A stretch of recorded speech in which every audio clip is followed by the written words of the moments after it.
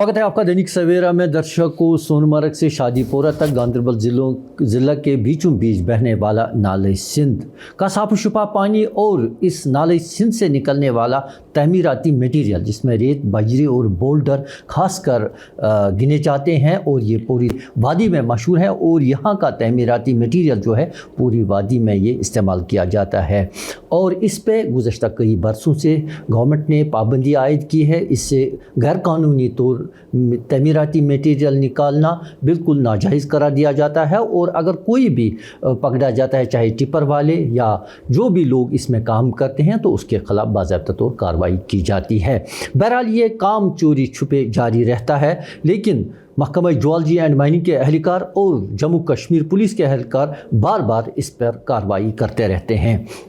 और आज महकमा जियोलॉजी एंड माइनिंग डिपार्टमेंट ने स्टेप लिया है कि GPS इंस्टॉलेशन जो यहाँ के टिपर वाले हैं उन्हें चाहिए कि वो अपनी टिपर गाड़ियों में GPS इंस्टॉलेशन ज़रूर करें, जिससे ट्रेस हो सकता है कि गाड़ी कहाँ पे है और अगर ये गैर कानूनी जो इलीगल एक्सकेवेशन की जाती है उसमें मुलव्वस पाई जाए तो उसके खिलाफ़ कार्रवाई की जा रही है।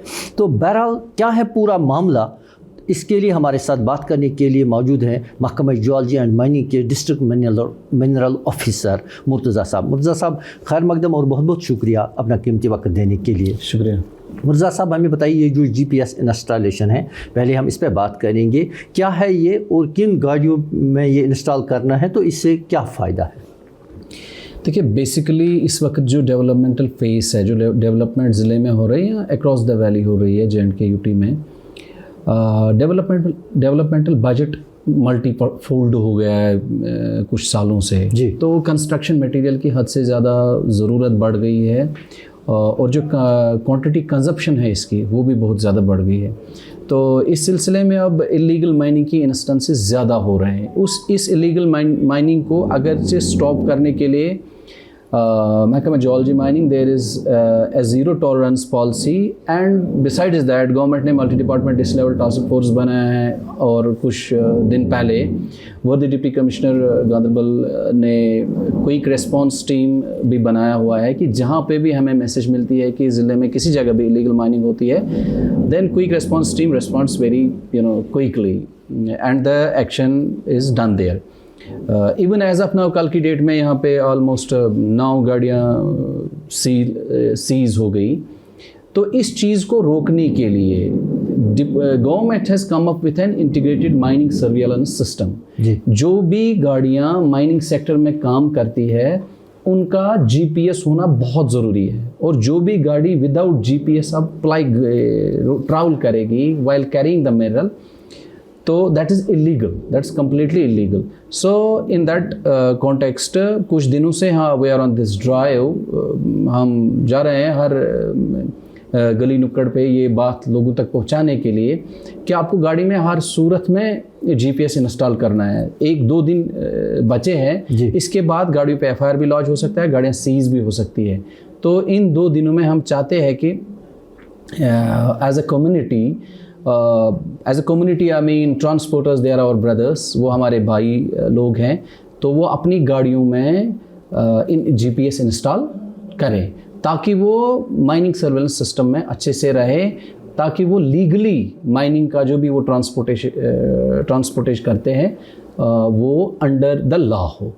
सो through your medium this is message to all the transporters who are working, जो काम कर रहे हैं मिनरल सेक्टर के साथ, बाजरी लोड करते हैं, सैंड लोड करते हैं या क्रशर बोल्डर्स, नालमॉक वगैरह, लाइमस्टोन, जो भी ये कैरी करते हैं, तो उन्हें अपनी गाड़ियों में GPS इंस्टॉल करना है। कब तक ये डेडलाइन है उनको? पिछली बार तो ये 10 दिसंबर तक डेडलाइन थी इसकी, लेकिन seeking the position and various things, वो सारी चीज़ें देख के अब गवर्नमेंट ने इस डेडलाइन को थोड़ा आगे कर दिया है।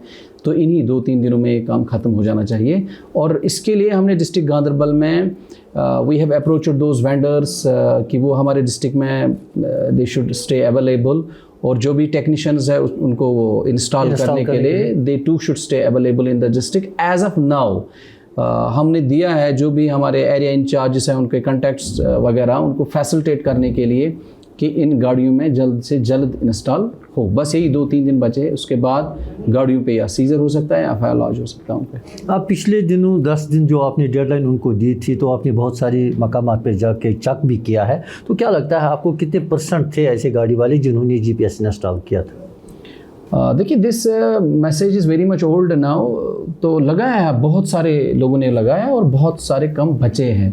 तो जो भी अब कम बचे, हम ना चाहते हैं कि किसी को हम किसी की गाड़ी हम सीज़ करें, किसी पे कानूनी कार्रवाई करनी पड़े, तो उस चीज़ से बचने के लिए in a very friendly environment we as a society, as a community are one. So we need to be good each other in every humanitarian and very respectful sense। हम चाहते हैं कि हम जाते हैं जिसने अभी ना लगाया है, तो हम बड़ी हमदर्दी के साथ उन्हें कहते हैं कि अभी आप इन्हीं 2-3 दिन में लगाएं, तो बाद में तो वो आपको पता है देयर इज़ लॉ, तो हमें बड़ा स्ट्रिक्टली उनको डील करना पड़ेगा। बहुत सारे ना, मतलब जो भी अगर आप रोड पे जाओगे ठीक ठाक गाड़ियों में इंस्टॉल हो चुका है, और बहुत कम बचे हैं अब जिन्होंने नहीं लगाया। That's why we are trying to let this message reach to everybody. ये मैसेज हर किसी पास पहुँचे कि GPS इंस्टॉल करना बहुत ज़रूरी है, इसके बगैर वो गाड़ी को रोड पे नहीं ला सकते। आप मानते हैं कि जो चोरी छुपे ये मटीरियल, तमीराती मटीरियल नालाइसेंस से निकालते थे, अब उनकी रोकथाम के लिए जो महकमा है और दीगर एजेंसियाँ वो फेल हो चुकी हैं, तो ये स्टेप लिया गया है? नहीं, this is not about failure. देखिए, हर कोई चीज़, अब हम कहते हैं डिजिटल इंडिया, हर कोई चीज़ डिजिटल हो रही है। आप रेवेन्यू में देख लीजिए, क्या उससे पहले वो फेलियर था क्या जब डिजिटाइजेशन नहीं थी उधर? This is upgradation of the system, this is not the failure, and this is somehow humans are getting free, we are progressing, this is a progressive ladder we are climbing. तो ऐसा नहीं है कि failure वगैरह। Obviously machines they are more efficient than humans. हमें नींद आ सकती है, GPS को नहीं आएगी, सर्वेलेंस सिस्टम देखेगा रात भर गाड़ी कहाँ से वगैरह क्या मूव कर रही है। So this is a sort of evolution, this a progression in technology. This can't be, obviously पहले थोड़ा कमज़ोर था, तो उसी कमज़ोरी को दूर करने के लिए, but that can not be considered failure. Legal mining पे कंट्रोल हो सकता है 100%? Inshallah, as a society, when we have this intention that we have to let the system, proceed legally, then as a society, when we will work, then law is the last thing which gets revealed or which gets legislated. Otherwise पहले देखिए, जो गाड़ी वाला मैं देख रहा हूँ, हम गाड़ी कितना कमाता हो, इसके 2 महीने में सीजर हो जाते, तीसरा उसका FIR हो जाता, आपको क्या लग रहा है वो कितना कमाते होंगे इसमें? जिनको लग रहा है कि किसी भी जगह पे इतनी गाड़ियां हम माइनिंग सेक्टर में नहीं चला सकते, तो उनको they have to give up, I believe, this business. जो भी गांधरबल की कैपेसिटी, इसी कैपेसिटी के लिहाज से उनको काम करना है। हाँ, वो दूसरे डिस्ट्रिक्ट्स में जा सकते हैं जहाँ पे ज़्यादा लीगल सोर्सेज है, लेकिन इलीगली काम करना, they can not afford the penalty of it. मुझे that can not be a beneficial business for them. हज़ारों लोगों की रोजी रोटी का दरमदार नाले सिंध पे है, कई दहाइयों से ये काम चलता जा रहा है, और बहुत सारे ऐसे लोग हैं जिन्होंने गाड़ियां लोन पे खरीदी, 30,000-35,000 रुपये उनको किस्त भरनी पड़ती है।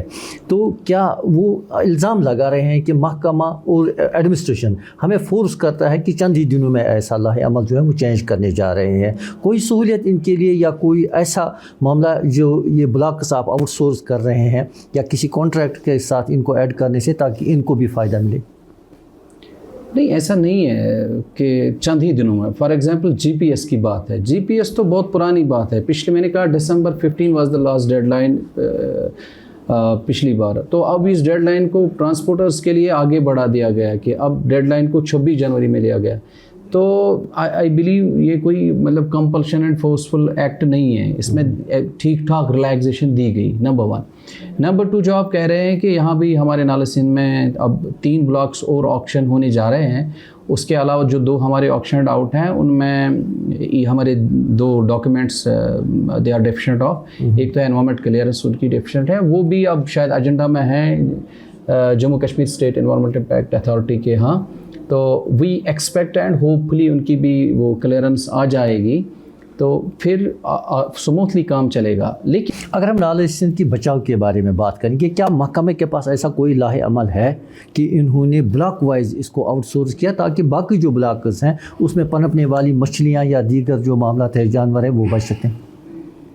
श्योरली सस्टेनेबल माइनिंग मेंट कि we have to do it in a limited capacity. मैंने इससे पहले भी कहा आपको कि 2 ब्लॉक्स है, इसके अलावा 3 ब्लॉक ऑक्शन होने जा रहे हैं जस्ट इन दिस मंथ और in the next month February.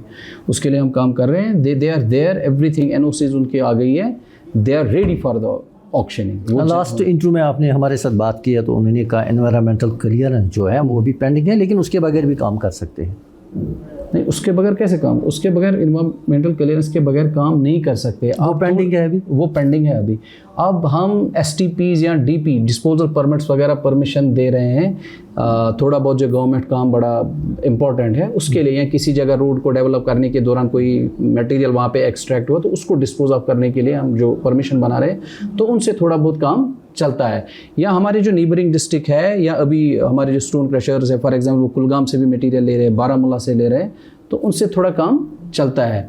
Otherwise this district is having also 5 I believe mining blocks. Yes 5, 3 are about to be auctioned in the next month और in this month and 2 are already auctioned. They are in the want of this EC। Hopefully वो भी हो जाएगी। जो 2 auction किए गए हैं वहाँ से मटेरियल निकाला जाता है? अभी नहीं निकाला जा सकता क्योंकि उनकी EC एनवायरमेंट क्लियरेंस एक डॉक्यूमेंट है, पेंडिंग है। जब तक वो क्लियरेंस नहीं आएगी तो नहीं निकाल सकते, तब तक वो नहीं निकाल सकते ना हो जाएगा। इसके अलावा डिस्ट्रिक्ट में बहुत सारे ऐसे मकामात हैं जहाँ मिट्टी उठाने के लिए आप परमिशन देते हैं। जाहिर सी बात है जो तमीराती मटीरियल है उसकी ज़रूरत है, तो पहले उनको 5 दिन, 3 दिन या 4 दिन परमिशन दिया जाता था। अब उससे ज़्यादा दिया जाता है जिससे वो काफ़ी गाड़ियाँ उठाते हैं, जिससे भी नुकसान पहुँचता है। नहीं, ऐसा बिल्कुल भी नहीं है। मैं आपको बता दूं कि हमारा एक परमिशन अभी central university is a very important national project that's going on there in the district Ganderbal. उसका जो परमिशन दिया हमने उस जो कंट्रैक्टर है तो I believe he has completed 5000 metric ton. Yesterday I checked the portal of his, 7 दिनों में फिनिश किया हुआ है। बस यही अभी चूँकि विंटर्स है, कभी अगर थोड़ी बारिश होती है, कुछ थोड़ी बूंदाबांदी, यहाँ सुबह के सवेरे वो जो नमी, वो फ्रोजन वगैरह, चूँकि वो थोड़ा टेरेन भी अपहिल टाइप है तो वहाँ पे कोई एक्सीडेंट ना हो, उन चीज़ से बचने के लिए थोड़ा रखते हैं 1-2 दिन ज़्यादा। लेकिन ऐसा नहीं है। आप that's there the office records के उन ब्लॉक्स में, जैसे मैंने अभी आपको कहा इस परमिशन के बारे में, सेंट्रल यूनिवर्सिटी के बारे में, या हमारा रिंग रोड का परमिशन है, उनमें एग्जैक्टली जितनी क्वान्टिटी होती है उनके उतने चालान निकलते हैं। Once they finish their quantity on the website, they stop, then they apply for the new. अगर वो कोई ऐसा शख्स है जो इसके खिलाफ कार्रवाई करता है, क्या उसके खिलाफ कार्रवाई की जाएगी? क्यों नहीं होगी? Even in these permissions, yesterday we felt in a single permission there was a bit they had went for a bit excess. They are at certain this coordinate, and that was reported by the Wadi Tahsildar. We went for a penalty for him. We recovered a penalty almost 1 lakh from him for just a single violation there. एक अहम मसला जो आपकी notes में हम लाना चाहते हैं, जो भी टिपर वाले मिट्टी उठाते हैं या बोल्डर उठाते हैं किसी जगह, तो क्या उनको है ये इसमें कि उनको ऊपर से कवर करना है ताकि वो पत्थर या मिट्टी रास्ते में गिर न जाए? एग्जैक्टली वो हमारे परमिशन भी लिखा होता है। That's a basic human sense. आप डस्ट ले रहे हो, आप मिट्टी ले रहे हो, बड़ी स्पीड में जब गाड़ी चलती है तो लोग जो राहगीर होते हैं उनकी आंखों में जा सकती है, तो दैट्स एंटी लॉ। वो तो लिखा होता है, क्यों ना करे कोई। हम लेकिन नहीं लगाते हैं। That's against the law and there is traffic police there, they can penalize them, they can book them under relevant law for that. जो नॉन लाइसेंस से मटेरियल निकालते हैं या मिट्टी निकालते हैं, अक्रॉस द डिस्ट्रिक्ट क्या मैसेज रहेगी उनके लिए? अक्रॉस द मैसेज यही रहेगी, as a society we need to be good citizens, we need to go for the legal sources. जो लीगल सोर्सेज है उन्हीं के लिए, अगर इस वक्त यहाँ पे नहीं है तो दूसरे डिस्ट्रिक्ट से आप जो मटेरियल हो, या आप किसी घर वाले को दे रहे हो या किसी कॉन्ट्रैक्टर को दे रहे हो, वो he is getting money from the government for that contract. वो फ्री में नहीं कर रहा है जी। तो जिस रेट पे आपको पड़ रहा है, जितना भी उसमें ट्रांसपोर्टेज कैरेज आता है, चार्जेस, वो उस पर आप इम्पोज करें, उस रेट पे उसको दे, लेकिन इलीगैलिटी में ना जाए। Because in the illegality eight the end of the day, जब आपकी गाड़ी सीज 1-2 बार 3 बार हो जाती है, जो भी आपने कमाया होता है वो उसमें ख़त्म हो जाता है। आप फिर at the end of the day you are with a zero profit, तो वो अच्छी बात नहीं है। जहाँ से भी लीगल सोर्स है वहाँ लीगली आप प्रोक्योर करें, और ये मत तस्वुर करें कि आपका लीगल सोर्स आपके दरवाजे के पास होना चाहिए, आपके घर के बाहर होना चाहिए। जहाँ कहीं भी across the valley, people who are there in the transport business, शायद वो उतने लिटरेट नहीं है जो ये सही नहीं समझ पा रहे हैं, क्योंकि वो सारा मटेरियल अपने घर में तो यूज़ नहीं कर रहा है, या तो वो कोई कंट्रैक्टर से गवर्नमेंट काम में यूज़ करता है या कोई घर वाला अपने घर में यूज़ करता है। अगर हम उसे बता दें हाँ मैं लीगली ला सकता हूँ, उसकी ये रेट बनती है, government rates are there for the material, transport की तो रेट वही बताएंगे ना कि कितना उसमें खर्चा जाता है उनका कुलगाम से यहाँ आने तक, श्रीनगर से यहाँ आने तक, पुलवामा से यहाँ आने तक, या बडगाम से यहाँ आने तक। तो उस रेट पे वो कंट्रैक्टर को भी दे सकते हैं और उस पब्लिक को भी दे सकते हैं। मैं देखता हूँ कि जो लोग भी इलीगैलिटी में, they are not earning out of it. बिल्कुल आप पता नहीं क्या करते, वो गाड़ियाँ उनके पास रखी है लाखों की, 2-3 दिन में कुछ पैसे लाते हैं, लेकिन फिर किसी महीने में तो 1-2 बार गाड़ी सीज ही हो जाती है। This is confirm. तो at the end they are with the zero profit. बहुत बहुत शुक्रिया अपना कीमती वक्त देने के लिए। Thank you. नाले सिंध हमारा कौमी सरमाया है और किसी भी शख्स को इससे रेत, बजरी और बोल्डर और दीगर तमीराती मटीरियल गैर कानूनी तौर निकालने की इजाज़त नहीं दी जाएगी। जो भी इसमें मुलव्वस पाया जाएगा उसके खिलाफ बाज़ाब्ता तौर कार्रवाई की जाएगी। दैनिक सवेरा के लिए गांदरबल से रहीम रिजवान।